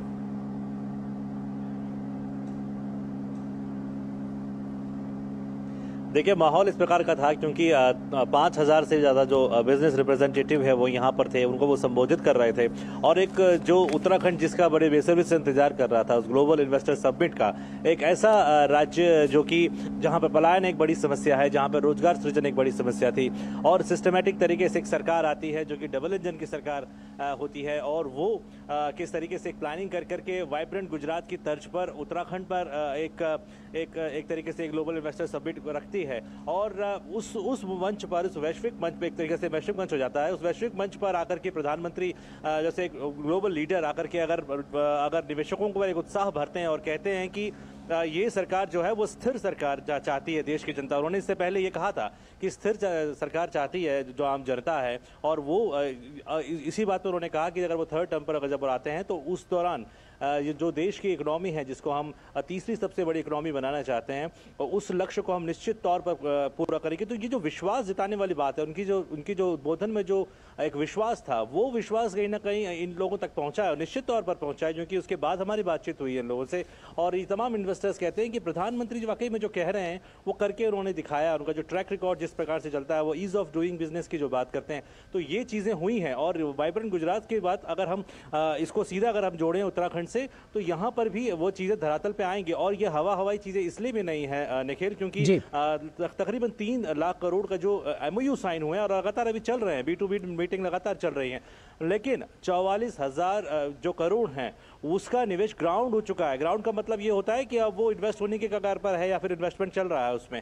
तो इसको भी आज उन्होंने उसका भी उसको कर्टन रेज किया उसका एग्जीबिशन के टाइम पे। तो ये आप मान के चलिए कि ये ना सिर्फ उनका उद्बोधन संबोधन निवेशकों के लिए था, बल्कि उत्तराखंड की जो आम जनता है, जिन्होंने डबल इंजन की सरकार फिर से उत्तराखंड में बनाई, उनको भी विश्वास दिलाया कि जिस प्रकार से ये ट्रैक पे चल रही है ये गवर्नमेंट, केंद्र सरकार के जो महत्वाकांक्षी योजनाएं हैं उनको भी धरातल पर ला करके उसको भी रन कर रहे हैं, और साथ ही साथ राज्य की जो अपनी योजनाएं हैं उसको भी केंद्र सरकार पूरी तरीके से मॉनिटरिंग कर रही है, और उसमें जहां भी कमियां भी हैं तो उसमें भी सुधार की कोशिश होती है। और अगर उसमें फीडबैक लगातार क्योंकि लेते रहती है जनता से भी सरकार, तो उसको लेकर के भी है। और रोजगार सृजन की जो बात है, जिसकी सबसे बड़ी समस्या यहाँ पर उत्तराखंड में थी, पलायन की जो समस्या थी, और लगातार प्रधानमंत्री अपने भाषणों में बोलते थे जब उत्तराखंड आते थे कि रोजगार, क्योंकि उन्होंने आज भी कहा कि पहाड़ की जवानी और पहाड़ का पानी जो है पहाड़ के काम नहीं आता था, लेकिन वो उनका ये संकल्प है कि वो इन दोनों ही चीज़ों को पहाड़ के काम आने लायक बनाएंगे। और जिस प्रकार से ये तमाम जो योजनाएं हैं, बांध की चाहे वो योजनाएं हों या फिर रोजगार सृजन की वो योजनाएं हों, उनकी तमाम योजनाओं को यहाँ पर लागू किया गया है, और उसका प्रतिफल भी आप देखने को मिल रहा है कि इन्वेस्टर्स आ रहे हैं, और उनमें जो विश्वास देखने को मिला निखिल, वो लाजवाब है, काबिल तारीफ है। और आने वाले टाइम पे आप मान के चलिए अभी 4,000 करोड़ की जो एक तरीके से MOU है, इसका भी व्यापक असर पड़ेगा। और इसमें रामदेव ने तो साफ तौर पर उन्होंने कहा कि वो 10,000 करोड़ का निवेश भी यहाँ पर करेंगे। तो ये जिस प्रकार से खुले मन से तमाम जो अडानी ग्रुप हैं या फिर जो अन्य ग्रुप हैं, उन्होंने जिस प्रकार से यहाँ पर अपनी बातों को रखा है, तो आप मान के चलिए आवाम तमाम जितने भी निवेशक हैं वो लगातार इसमें आकर्षित होंगे। और एक पोटेंशियल, जैसे प्रधानमंत्री ने कहा कि उत्तराखंड एक ऐसा राज्य है जिसमें वो तमाम पोटेंशियल है जो कि एक राज्य में होना चाहिए निवेशकों को आकर्षित करने के लिए। और क्यों ना हो निखिल, क्योंकि यहाँ का पानी, यहाँ की हवा, यहाँ की प्रकृति, यहाँ की मिट्टी, यहाँ के हर कण कण में एक रोजगार की अलग संभावनाएं हैं, और निवेश की अपनी संभावनाएं हैं। टूरिज्म हो, इंफ्रास्ट्रक्चर हो, रेलवेज हो, तमाम चीजों में यहाँ पर ये निवेश की संभावनाएं बढ़ रही हैं, और वो उद्बोधन में प्रधानमंत्री के नजर आया। एक बात और प्रधानमंत्री ने चंद्रशेखर साफ तौर पर कही कि जिसके पास जिसमें दम हो मैदान में आ जाए, क्योंकि मैं इस बात की गारंटी देता हूं कि जो हम बताते हैं वो करते हैं, और ये मोदी की गारंटी होती है। ये जो अवसर है इसका लाभ जरूर उठाएं।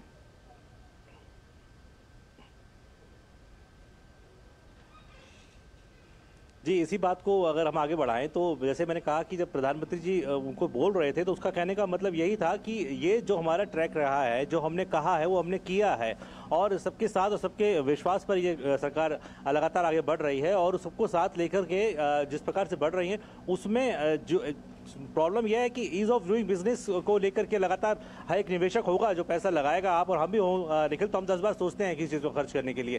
तो वो जो पोटेंशियल है उत्तराखंड का, वो दिखाने की कोशिश उन्होंने की थी कि अगर आप यहाँ पे पैसा लगा रहे हैं उत्तराखंड में, क्योंकि भाषण के अंत में भी उन्होंने इस बात को रखा था कि अगर आप पैसा यहाँ पर लगा रहे हैं तो मान के चलिए कि डबल इंजन की सरकार है, केंद्र का पूरा सहयोग रहेगा, राज्य का पूरा सहयोग रहेगा, ईज ऑफ डूइंग बिजनेस रहेगा, कानून का प्रशासन यहाँ पर बहुत सख्त है, और जो तमाम जितनी भी सुविधाएं आपको चाहिए वो तमाम सुविधाएं आपको दी जाएंगी। उस बात का पूरा ख्याल रखा जाएगा कि आपका जो पैसा लग रहा है उसको सही हाथों में जाए, वो सही तरीके से उसका इन्वेस्टमेंट हो, सही तरीके से उसकी मार्केटिंग हो, सही तरीके से आपको उसमें आपको कमाने का मौका मिले, और जिसमें जितना ज़्यादा पोटेंशियल होगा उसको इस मार्केट में उतने ही उसके पांव जमे रहेंगे। और जो इन शर्तों को पूरा नहीं कर पाएगा उसके पांव निश्चित तौर पर उखड़ेंगे। जी चंद्रशेखर, ये बिजनेस है, बिजनेस मार्केटिंग की वो भाषा बोल रहे थे, क्योंकि बहुत वो एक तरीके से जिस प्रकार से वैश्विक नेता है तो लगातार तमाम मंचों पर वो जाते हैं, तो ये जो बात थी वो केवल निवेशकों के लिए थी कि आप आइए और आपका पैसा जो है यहाँ पे स्थिर रहेगा, और रोजगार सृजन की जो बात है वो भी यहाँ पर देखने को मिलती है। ठीक है, बहुत शुक्रिया चंद्रशेखर इस तमाम बातचीत के लिए। और यहाँ से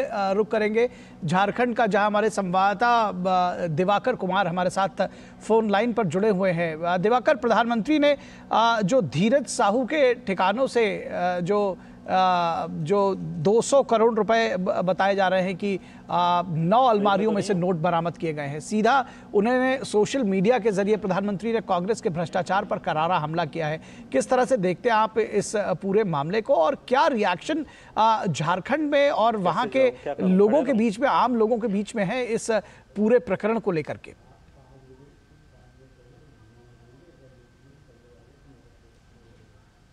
देखिए, निश्चित तौर पर ये जो सवाल उठ रहे हैं और जिस तरीके से यहाँ पर ये लगातार ये सवाल उठ रहे हैं कि झारखंड में किस तरीके से, आप देख रहे होंगे पिछले साल भर की मैं बात करूं तो किस तरीके से पहले जो ब्यूरोक्रेसी में किस तरीके से यहाँ पर उजागर हुआ था, पूजा सिंघल का मामला उजागर हुआ था, और उसके बाद एक के बाद कोयला घोटाले से जुड़े कई मामले लगातार सामने आए थे, और उसके बाद कई लोग जो हम कह सकते हैं कि सलाखों में बंद है, और लगातार ये सवाल उठ रहा है कि आखिर झारखंड में ऐसा क्यों हो रहा है। इसके पीछे निश्चित तौर पर ये सवाल उठ रहे हैं कि आखिर कहीं ना कहीं ऐसे जो लोग हैं इनको राज्य की ओर से सह मिल रहा है, प्रशासन उस तरह से सख्ती नहीं बरत रहा है, जिस वजह से ये काली कमाई और जो कह सकते हैं चोरी का जो मामला है वो लगातार सामने उठ रहा है। अगर हम बैकग्राउंड में थोड़ी सी बात जाए तो लगातार ये उठ रहा था, ईडी की ओर से लगातार यहाँ पर दबिश दी गई थी, और उसके बाद कहा गया था कि जो साहेबगंज का जो इलाका है वहां पर कोयले का खनन जो है वो 10,000 करोड़ रुपए का अवैध खनन हुआ है, मनी लॉन्ड्रिंग का लगातार मामला उठा था। और उसके बाद ये पिछले 3 दिनों से,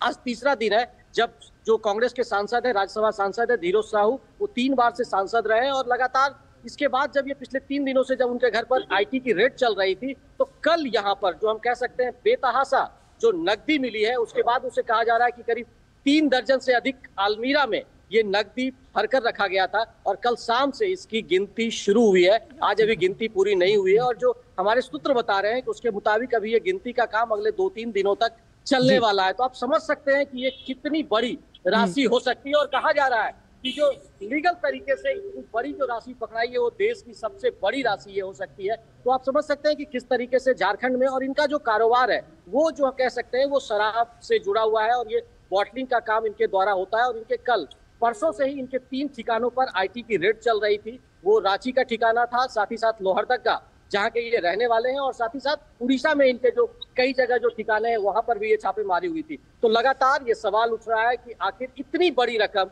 किस तरीके से घर में छुपा कर रखी गई, और इस दौर में जब प्रशासन के लोग थे क्या उनको कोई भनक नहीं थी। तो इसके पीछे लगातार ये संकेत भी मिल रहे हैं कि किस तरीके से ऐसे लोगों को बचाया गया है। तो लगातार जो प्रधानमंत्री का नारा, और प्रधानमंत्री ने किस तरीके से आज ट्वीट भी किया है, और लगातार उन्होंने जो एक्स पर उन्होंने पोस्ट डाला है उसमें बाकायदा जो तस्वीरें हैं उसको साझा किया है, और उसके बाद निशिकांत दुबे जो गोड्डा के सांसद हैं उन्होंने ट्वीट किया है। तो लगातार अब उस पर जो कह सकते हैं राजनीतिक गलियारों से प्रतिक्रिया भी आना शुरू हो गया है, और मोदी की जो गारंटी है उसकी बात जनता की जुबान से भी निकलने लगी है कि जिस तरीके से झारखंड में ये जो अवैध कमाई का जो कारोबार है वो लगातार जो फल फूल रहा है, उसे प्रधानमंत्री ने उस पर एक नकेल कसने की कोशिश की है। और जिस तरीके से लगातार ईडी की रेड हुई है, आईटी की रेड हुई है, सीबीआई की रेड हुई है, उसके बाद जो कई सफेद पोस्ट चेहरे थे वो दबिश में है, और उसके बाद नया नाम धीरज साहू जो कांग्रेस के राज्यसभा सांसद है उनका नाम आया है, और लगातार जो पैसे की गिनती है इनके घर पर की जा रही है। निखिल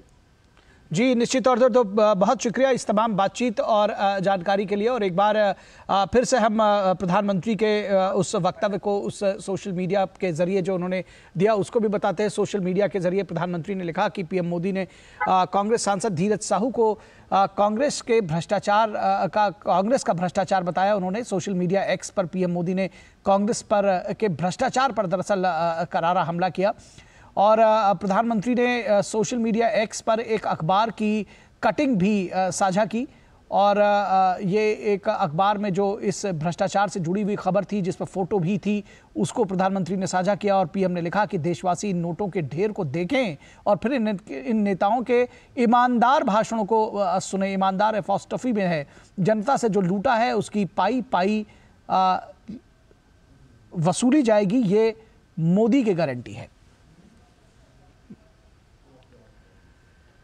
तो इसकी पाई पाई वसूली जाएगी, ये मोदी की गारंटी है, प्रधानमंत्री नरेंद्र मोदी ने साफ तौर पर कहा है। और सोशल मीडिया प्लेटफॉर्म के जरिए उन्होंने जो धीरज साहू जो कांग्रेस के नेता है उनके भ्रष्टाचार पर, कांग्रेस के भ्रष्टाचार पर सीधा करारा हमला बोला है।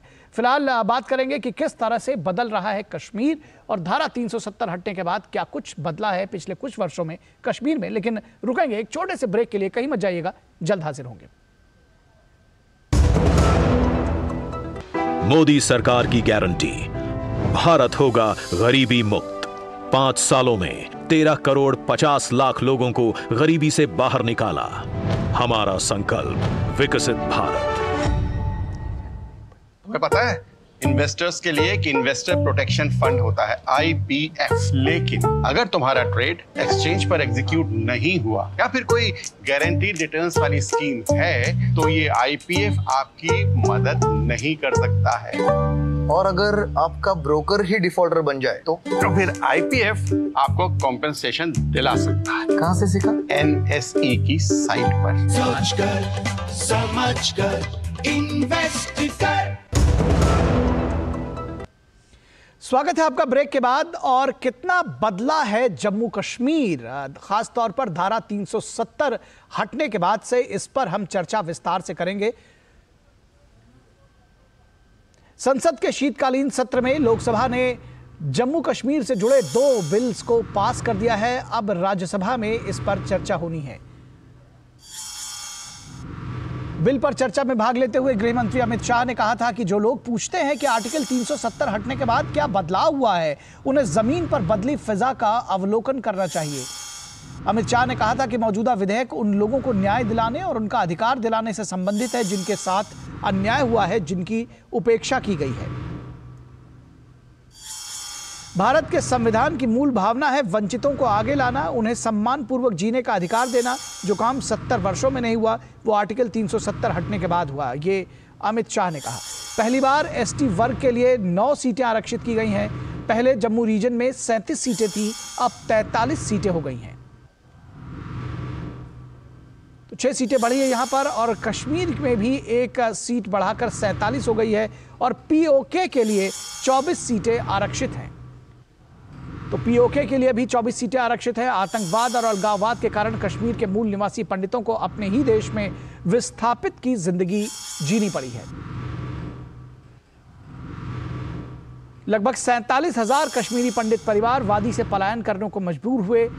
ये विधेयक उन्हें अधिकार दिलाने, उन्हें प्रतिनिधित्व देने के लिए है। ये दोनों बिल्स जो कश्मीर के रीऑर्गेनाइजेशन और आरक्षण को लेकर के हैं, उस पर ये गृह मंत्री की टिप्पणी थी। और गृह मंत्री अमित शाह ने कांग्रेस की पूर्व सरकारों का जिक्र किया और कहा कि पहले युद्ध विराम की घोषणा और इस मुद्दे को UN ले जाना पंडित नेहरू की ऐतिहासिक भूल थी। उन्होंने कहा कि ये नेहरूवियन ब्लंडर था। उन्होंने कहा यह गलती नहीं, ब्लंडर था। उन्होंने जोर देकर कहा कि अगर वोट बैंक की सियासत नहीं होती और आतंकवाद से पहले निपटा जाता तो लाखों कश्मीरी पंडितों को अपना घर नहीं छोड़ना पड़ता। संसद के शीतकालीन सत्र में लोकसभा ने जम्मू कश्मीर से जुड़े 2 बिल्स को पास कर दिया है। अब राज्यसभा में इन पर चर्चा होनी है। तो उन्होंने कहा कि जिन वंचितों को 70 वर्षों से न्याय नहीं मिला था, उन्हें बराबरी और सम्मान का हक मिलेगा इस बिल के जरिए।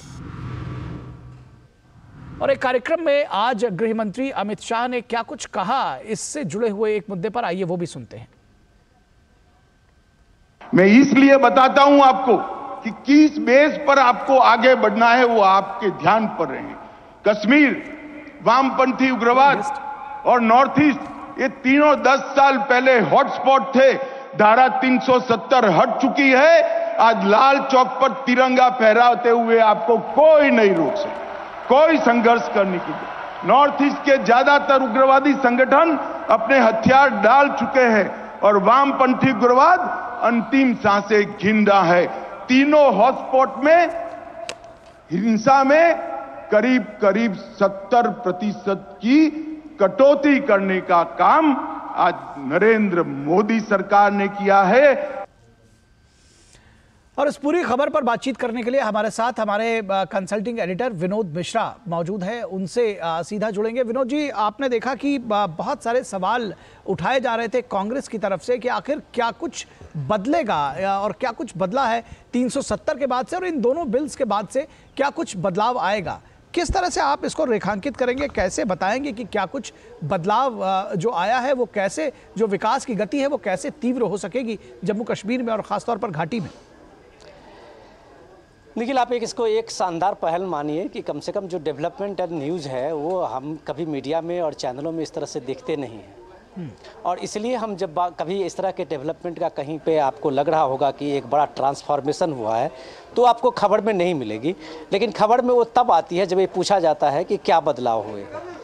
तो संसद में जब इस बार 2 बिल जो लाए थे बीजेपी की तरफ से, 2 बिल वहाँ पर लाया गया, लोकसभा में वो पारित हुआ था, वो सामाजिक न्याय का बिल था। और ये सामाजिक न्याय का बिल लोकसभा ने पारित किया है, अब उसके पास किया है, अब उसके बाद राज्यसभा में उस पर चर्चा होनी है। तो इस बात को समझने की ज़रूरत है कि ये सामाजिक न्याय का बिल जो अमित शाह कह रहे थे अपने भाषण में लोकसभा में उस दिन कि जिन वंचितों को, जिन पिछड़ों को, जिन लोगों को सामाजिक रूप से हो या उस अलगाववाद के आंच में जलना पड़ा हो, उसको अगर 70 सालों में अभी तक न्याय नहीं मिला तो ये भारतीय संविधान का भी एक हमारा देश का दायित्व है कि उनको सामाजिक न्याय मिलते हुए दिखे। जी। तो आज जम्मू कश्मीर में आप जो दिख रहे हैं बदलती सूरत, जो इंफ्रास्ट्रक्चर के रूप में आप देख रहे हो या पॉलिटिकल डेवलपमेंट के रूप में देख रहे हो या आप सोशल राइट के बारे में देख रहे हो, कॉन्स्टिट्यूशनल राइट के बारे में देख रहे हो, तो ये सारे बदलाव आपको दिखेंगे। इम्पॉर्टेंट चीज़ ये है कि हम लोग शायद भूलने के आदी हैं। इस देश में कुछ लोग जो है वो इस बात को लोगों को भुला देते हैं। बहुत दिन नहीं हुआ है, 2008 में कांग्रेस के ही सरकार में वहाँ पे गुलाम नबी आज़ाद चीफ मिनिस्टर थे। आपको भी याद होगा कि लेफ्टिनेंट जनरल एस के सिन्हा वहाँ गवर्नर थे। उन्होंने अमरनाथ श्राइन बोर्ड के लिए 50 गज, सिंपल 50 गज ज़मीन देने की बात की थी। जो अमरनाथ जाने वाले यात्री हैं उनके लिए एक टेम्पररी शेड बनाना था जिसमें ये यात्री जाएंगे और वो यात्री जाके और वहाँ विश्राम कर सकते हैं, या जो उस समय में वहाँ जिस तरह से ओले पड़ते थे या बारिश हो रही थी उसके बीच में, तो वो वहाँ पे कम से कम ठहर सकें। गुलाम नबी आज़ाद को इस्तीफ़ा देना पड़ा था जब वहाँ पे एक भारी विरोध का सामना करना पड़ा सरकार को कि आर्टिकल 370 के रहते आप इस तरह के ज़मीन कैसे दे सकते हैं। तो ये आर्टिकल 370 है, इस बात को समझने की ज़रूरत है। जहाँ हर साल 3 से 4 लाख आपके जो टूरिस्ट हैं, जो पिलग्रिम टूरिस्ट हैं वो जाते हैं, और कम से कम उस इलाके में अपर रिच में गुजर बकरवाल और जितने समुदाय के लोग हैं वो कम से कम उनकी 6 महीने की आमदनी होती है। इतना बड़ा रोजगार का वो यात्रा है, चाहे वैष्णो देवी हो या अमरनाथ श्राइन बोर्ड हो। इस बात को जानते हुए भी आप आर्टिकल 370 का उसमें एक लगाते हैं, स्पेशल राइट लगाते हैं, और वो अमरनाथ श्राइन बोर्ड के लिए वहाँ पे यात्रियों के लिए 50 गज ज़मीन पे टेम्पररी शेड नहीं बन पाता है। चीफ मिनिस्टर चले गए और लगातार 1 महीने तक गुवाहाटी में बंद, हड़ताल और क्या क्या। सैयद अली शाह गिलानी उस समय अलगाववादी नेता का एक प्रखर ये दौर था। आप सोचिए कि उस दौर के बाद और आज जब याद करें लोग 2023 के बीच में कि क्या बदलाव है, तो साफ दिखेगा कि आज आप हेलीकॉप्टर से जाएं या आप कोई अपनी गाड़ी से जाएं, आप जैसे भी जाएं आप आराम से जा सकते हैं। वहाँ पूरा इंफ्रास्ट्रक्चर है, वैष्णो देवी में पूरा इंफ्रास्ट्रक्चर है, जो देश के कोने कोने से आने वाले लोग वहाँ जाते हैं। ये तो मैं ये बात बताया है आपको कि बदलाव का एक नज़रिया आप इस रूप में देख सकते हैं। दूसरा जो पॉलिटिकली आप इस बात को देखते हैं कि क्या जब ये पूरे देश में आज़ाद होने के बाद SC ST और जो OBC के जो लोग थे, या SC ST को ही आप लीजिए कि जिनको एक रिजर्वेशन मिलना था संविधान के गारंटी के हिसाब से, क्या जम्मू कश्मीर में नहीं मिलना था? वो नहीं मिला। क्यों नहीं मिला? क्यों स्पेशल राइट पे उनके लिए प्रोविजन नहीं था। इस देश में जब आप इतने बड़ा माइग्रेशन का दौर हुआ, जब भारत पाकिस्तान के डिवीज़न के बाद पूरे देश में अलग अलग जगह पे लोग बसे, लेकिन वो लोग जो जम्मू कश्मीर में बसे उनको नागरिकता नहीं मिली क्योंकि वहाँ आर्टिकल 370 था। तो ये इस तरह की चीज़ें जितने भी आप ये देखिए कि सोसाइटी के रूप में आप इस चीज़ को स्वीकार करते रहे, इसलिए करते रहे कि आपको लगा कि हमने एक मजबूरी के तहत स्पेशल स्टेटस दिया है। ये मजबूरी किस तरह की थी? तो यही मजबूरी की बात करते हुए अमित शाह जब कहते हैं कि नेहरूवियन ब्लंडर की बात जो कह रहे थे, वो यही मजबूरी की बात उन्होंने की थी। ऐसा क्या प्रोविज़न था जिस प्रोविज़न में जो आप ये ड्राफ्ट जो बना था एक्सेशन ड्राफ्ट का, उसका मजमून पूरे जितने भी सारे 500 रिहायशी स्टेट थे, रजवाड़े थे, उसके लिए एक था, तो जम्मू कश्मीर में क्यों इसके लिए अलग स्पेशल स्टेटस जोड़ा गया? यही सवाल को लेके जब कांग्रेस के लोग इस बात को पूछते हैं तो उनके पूछने के जवाब में बीजेपी की तरफ से, खास करके गृह मंत्री की तरफ से यही जवाब होता है कि आपने जो ब्लंडर किया है उसका अब आर्टिकल 3 से हटने के बाद उसका करेक्शन हो रहा है। निखिल, एक बात बार बार सामने आ रही है, आपने भी कहा कि 46,000 परिवार जो है वो विस्थापित हो गए अपने ही देश में। ये कहा जा रहा है कि जो दोनों बिल है ये कश्मीरी पंडितों को उनका हक दिलाने का बिल है। किस तरह से उनका हक दिलाने का बिल साबित होंगे और क्या कश्मीरी पंडितों की वापसी के लिए भी, घाटी में उनकी वापसी के लिए भी एक स्टेप फॉरवर्ड समझा जाए इसको?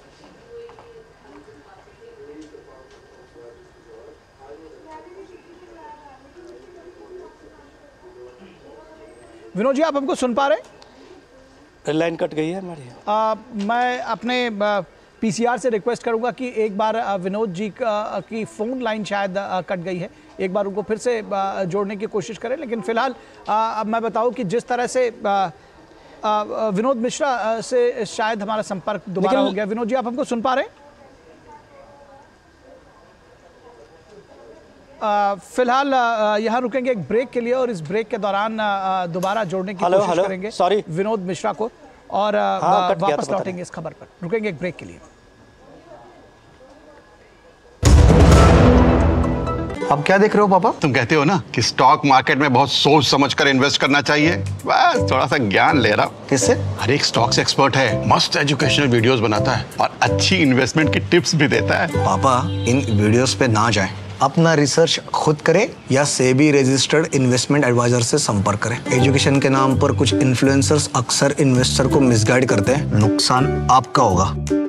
सोच कर, समझ कर, इन्वेस्ट कर। ब्रेक के बाद एक बार फिर आप सभी का स्वागत है और विनोद मिश्रा से हमारा संपर्क फिलहाल नहीं हो पा रहा है। अगली खबर का रुख करेंगे। 3 राज्यों के लिए बीजेपी के पर्यवेक्षक राजस्थान, मध्य प्रदेश और छत्तीसगढ़ में नियुक्त किए गए हैं। तो ये एक बड़ी राजनीतिक खबर है क्योंकि इंतजार हो रहा है इन राज्यों में मुख्यमंत्री चुने जाने का। राजस्थान, मध्य प्रदेश और छत्तीसगढ़ में बीजेपी की ओर से अब अगले 1-2 दिन में मुख्यमंत्रियों के नाम की घोषणा होने की उम्मीद की जा रही है। आज पार्टी ने तीनों राज्यों के लिए ऑब्जर्वर नियुक्त किए। राजस्थान के लिए राजनाथ सिंह, सरोज पांडे और विनोद तावड़े को पर्यवेक्षक बनाया गया है। इसके साथ ही छत्तीसगढ़ में वरिष्ठ नेता अर्जुन मुंडा, सर्बानंद सोनोवाल और पार्टी महासचिव दुष्यंत कुमार गौतम को ऑब्जर्वर नियुक्त किया गया है।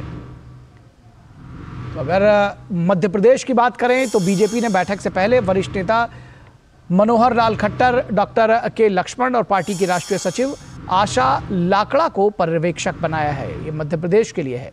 तो ऐसा माना जा रहा है कि ये पर्यवेक्षक तीनों राज्यों में मुख्यमंत्री के चुनाव के लिए विधायकों से रायशुमारी कर सकते हैं, उनकी राय जान सकते हैं कि वो किसको चुनना चाहते हैं और उसके बाद नाम तय किए जाएंगे। अब दिल्ली से अलग जयपुर, भोपाल और रायपुर में हलचल तेज होगी। सभी ऑब्जर्वर विधायक दल की बैठक में मौजूद होंगे। पार्टी आलाकमान को उनके जरिए यह बताया जाएगा कि कौन सा नेता विधायकों की नजर में सीएम पद के लिए चुना गया है।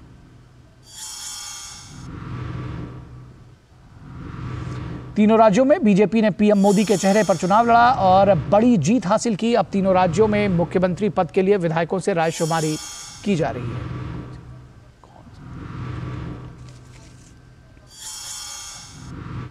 तो ये थी खबर 3 राज्यों की सियासत की और अब बात करेंगे देश भर में विकसित भारत संकल्प यात्रा सरकार की जनहितकारी योजनाओं का प्रचार प्रसार कर रही है। आज की विकसित भारत संकल्प यात्रा की डायरी से चलेंगे पंजाब की ओर।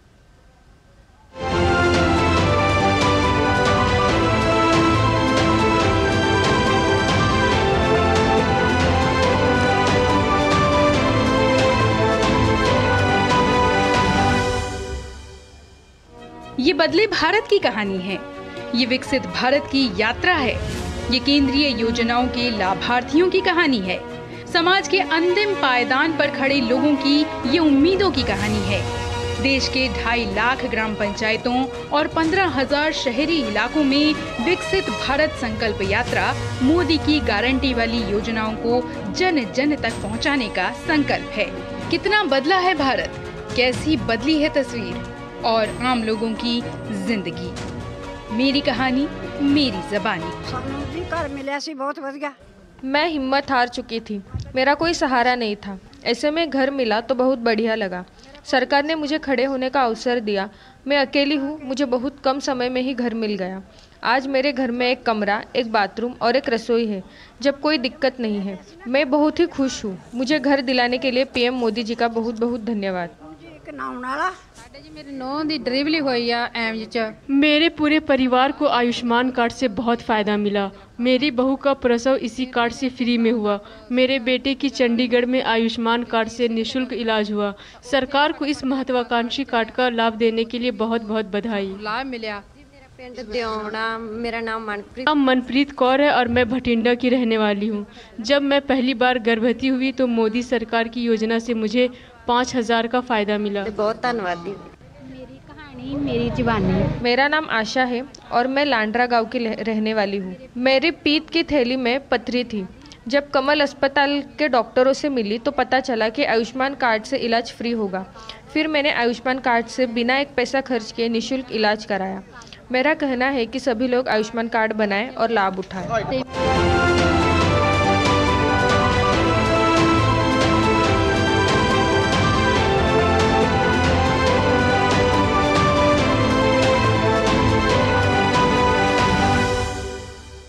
तो इस वक्त के आज के अंक में बस इतना ही। इजाजत दीजिए। नमस्कार।